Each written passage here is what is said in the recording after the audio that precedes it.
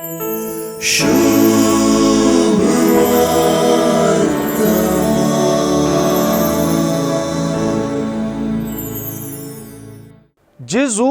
आणि निकोदेमा मधले संभाषण आज सुवार्थेंत अपुरबायन सुरुवात जाता.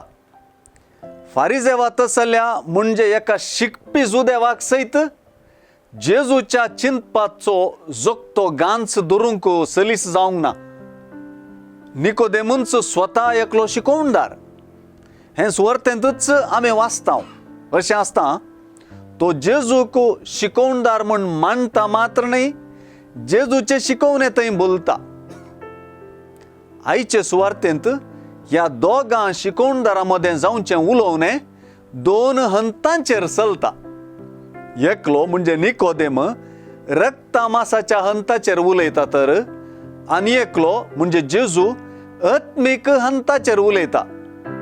निकोदेमाक रक्तामासाच्या हंतांतावन आत्मीक हंतार चिंतूंक करचेंच जेजूचो उद्देश. जुवांची बासस ही दोन विविंगड विरोधाभासाच्यो गजाली सांगाता घालच्यो.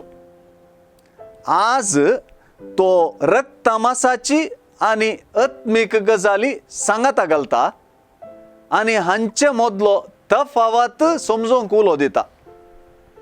सगळे सुवार्थेंत जुवांचे सुवार्थेंत ही प्रक्रिया चलता. विशेष म्हळ्यार जेजून चिंतचे परी चिंतूंक वा जेजून चिंतच्या हंतार चिंतूंक वा समजूंक जुदेव वा फारिजेव वा तांचे मुखेली सलवतात.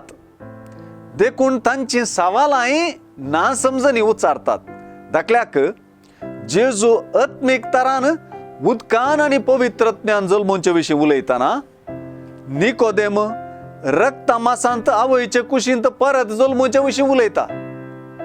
जेजूक समजोवंक, स्विकार करूंक, सतमानूंक आनी ताच्या राजांत प्रवेश जावंक आत्मीक स्वरुपान जल्मोवच्याची गरज जेजून आज दाखोवन दिल्या. रक्तामासाच्या स्वरुपाक जेजूचें देवपण समजना, पूण जेजू थंय विश्वास दवरल्या वरवीं आमचे थंय आत्मीक स्वरूप उदेता आनी ह्या नव्या स्वरुपान जेजूक आमी वळखूंक शकता.